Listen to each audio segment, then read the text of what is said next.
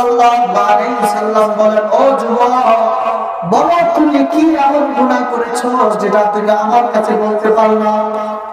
ওই যুবক বলল, ইয়া রাসূলুল্লাহ, আমি এমন পাপ করেছি, এমন জঘন্য অন্যায় করেছি, আমার পাপ বুঝে আল্লাহ আমাকে ক্ষমা করবে না। আমার পাপের কথা আমি মুখে আপনার সামনে উচ্চারণ করতে পারবো না। আল্লাহ রাসূল সাল্লাল্লাহু আলাইহি ওয়াসাল্লাম বলেন, ও যুবক, তাহলে কি তুমি পৃথিবীর সমস্ত মাখলুক থেকে বেশি গুনাহ করেছো? ওই যুবক বলে, ইয়া রাসূলুল্লাহ, আমার মনে হয় আমি পৃথিবীর সমস্ত মাখলুকের থেকেও বেশি গুনাহ করেছি। এবার রাসূল সাল্লাল্লাহু আলাইহি ওয়াসাল্লাম বললেন, ও যুবক, তাহলে কি তুমি আল্লাহর আরশের থেকেও বেশি বড় গুনাহ করেছো? যুবক বলে, হ্যাঁ ইয়া রাসূলুল্লাহ, আমার মনে হয় আমি আল্লাহর আরশে আযীমের থেকেও বড় গুনাহ করেছি। এরপর আল্লাহ রাসূল সাল্লাল্লাহু আলাইহি ওয়াসাল্লাম বললেন, ও যুবক, তাহলে তুমি বলো তুমি কি আল্লাহর রহমত থেকে বড় গুনাহ করেছো?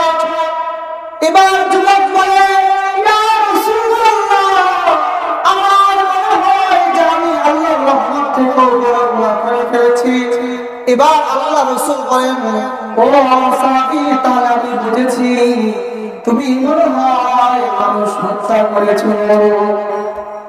ওই সাহাবী জানতে পারে, ইয়া রাসূলুল্লাহ, না না, আমি কোনো মানুষ হত্যা করি নাই। তাহলে রাসূল বলে, ও সাহাবী, তাহলে আমাকে তুমি কি পাপ করেছো? তুমি যদি আমার কাছে তোমার পাপের কথা না বলো, তাহলে আমি আল্লাহর কাছে কিভাবে তোমার পাপের জন্য আল্লাহ তাআলার কাছে দরখাস্ত করব? এবার যুবক বলেন, ইয়া রাসূলুল্লাহ, আমি এমন একটা পাপিষ্ঠ লোক, আমি এমন একজন বান্দ, সমাজে নিকৃষ্ট একজন পাপী বান্দা। আমার রোজগার ছিল এরকম, আমার মদিনায় যদি কোনো মানুষ মারা যেত, তাজা মানুষের কাপড়গুলো আমি চুরি করে ওগুলোকে বিক্রি করে আমার জীবিকা নির্বাহ করতাম, আমার জীবিকা চালাতাম, আমার সংসারের কাজ চালাতাম। কিন্তু ইয়া রাসূলুল্লাহ, ইয়া হাবিবাল্লাহ, একদিনের কোন এক ঘটনা আমি শুনতে পেলাম, মদিনায় সব থেকে বিশ্ব সুন্দরী রমণী এক মেয়ে ইন্তেকাল করেছে। মদিনার মানুষরা তাকে দাফনের কাপড় পরাইয়া দাফনের কাজ শেষ করে চলে আসছে। আমি এই খবরটা শোনা মাত্রই গভীর রজনীতে সকল মানুষ যখন ঘুমায় থাকে, তখন আমি সুযোগ মতো কবরস্থানে যাইয়া ওই নারীর কাপড়ের কাপড় তার শরীর থেকে 5 টুকরা কাপড় টেনে খুলে ফেললাম। কাপড় টেনে যখন চলে আসবে, এমন সময় ইবলিস শয়তান আমার সামনে উপস্থিত। ইবলিস শয়তান আমাকে ওয়াসওয়াসা দেয়, আমাকে বলে, ওরে যুবক, শুধু কাপড়ের কাপড় চুরি করলি, একবার লাভ হয়ে দেখলি না মদিনার সব থেকে বিশ্ব সুন্দরী রমণী তোর সামনে শোয়া? নাউজুবিল্লাহ বলবেন না?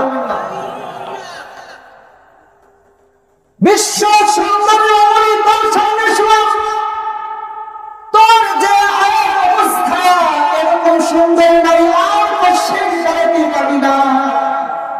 তোর সামনে শুধু আছে যৌবনের চাহিদা, তুই মিটা। আমি শয়তানের প্রেরণা করে আমি আমার ওই সুন্দরী বোনের সাথে আমি জিনার কাজ শেষ করে আমি আমার যৌবনের পিপাসা মিটা যখন আমি কবর থেকে চলে আসব, পিছন থেকে এই কবরে উঠে আমাকে ডাকতে বলে, ভাই রে, সমস্ত মৃত ব্যক্তিদের সামনে তুই আমাকে উলঙ্গ করে দিলি, হাসার ময়দানে আমাকে যদি নাপাক অবস্থায় উঠা লাগবে। ইয়া রাসূলুল্লাহ, যখন আমি আমার মৃতপ্রাণের কবর থেকে এই আওয়াজ শুনতে পেলাম, সাথে সাথে আমার শরীরে এত ভিতর সৃষ্টি হলো, কাপড়ের কাপড় রেখে আমি দৌড়ে চলে আসলাম, ইয়া রাসূলুল্লাহ, এই পাপের ক্ষমা বুঝি আল্লাহ তাআলা আমাকে কোনদিন ক্ষমা করবে না।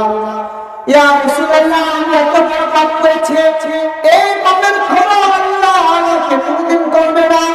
রাসূল সাল্লাল্লাহু আলাইহি ওয়াসাল্লাম বলেন, ও সাহাবী, সত্যই তো তুমি অনেক বড় পাপ করেছো, এই পাপের ক্ষমা আল্লাহ করতে পারে।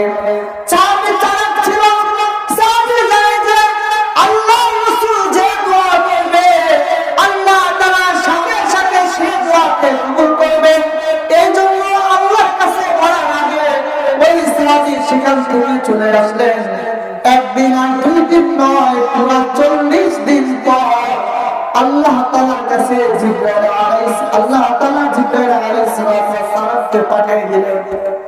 ও জিবরাইল, যাও আমার দোস্ত মুহাম্মদুর রাসূলুল্লাহ সাল্লাল্লাহু আলাইহি ওয়াসাল্লামের কাছে যাব। ও হাবিব, আপনার কাছে 3টা প্রশ্ন।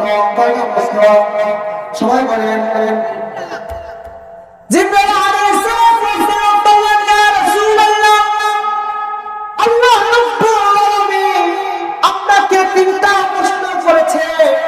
1 নম্বর প্রশ্ন, যে সমস্ত পৃথিবীর মানুষকে কে সৃষ্টি করেছেন? আপনি না আল্লাহ? রাসূল সাল্লাল্লাহু আলাইহি সাল্লাম বললেন, ও ভাই জিবরাইল, এটা আবার কোন ধরনের প্রশ্ন করলাম?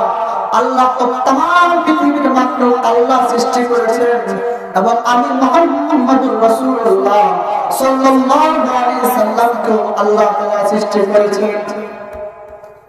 জিবরাইল আলাইহিস সালাম বললেন, ইয়া রাসূলুল্লাহ, 2 নম্বর প্রশ্ন, সমস্ত পৃথিবীর মানুষকে কে রিজিক দেয়? আপনি না আল্লাহ? রাসূল সাল্লাল্লাহু আলাইহি সাল্লাম বলেন, तमाम পৃথিবীর মানুষকে রিজিক দেন আল্লাহ। 3 নম্বর প্রশ্ন, বলেন, ইয়া রাসূলুল্লাহ, আপনি বলেন সারা পৃথিবীর মানুষ, পাপিষ্ঠ মানুষের তওবা কবুল করেন কে? তখন রাসূল সাল্লাল্লাহু আলাইহি সাল্লাম বললেন, আল্লাহ। কে? আল্লাহ। এবার জিবরাইল আলাইহিস সালাম বললেন, ইয়া রাসূলুল্লাহ, ইয়া হাবিবাল্লাহ, তাহলে আপনি কেন আপনার নিকট 40 দিন আগে একজন আসলাম, কেন আপনি তাকে দূরে সরিয়ে দিলেন? ও রাসূল, আর দেরি করেন না, আপনার বিশিষ্ট 4 জন ফেরেশতা তার নিকট খবর পাঠান। সে আল্লাহ তাআলার কাছে এমন তওবা করেছে, আল্লাহ তাআলা তার আমাদের সমস্ত গুনাহগুলোকে মাফ করে দিয়েছে। বিশ্বনবী মুহাম্মদুর রাসূলুল্লাহ সাল্লাল্লাহু আলাইহি ওয়াসাল্লাম বলেন, ও ভাই জিবরাইল, আমার সাহাবী তো মানুষ তো বান্দা, কি এমন আমল করেছে যে আমলের কারণে আল্লাহ তাআলা তার গুনাহগুলোকে মাফ করে দিয়েছে? জিবরাইল আলাইহিস সালাম বললেন, ইয়া রাসূলুল্লাহ, আপনার ওই সাহাবী সর্বোচ্চ উঁচায় পাহাড়ের উপরে উঠে গেলেন।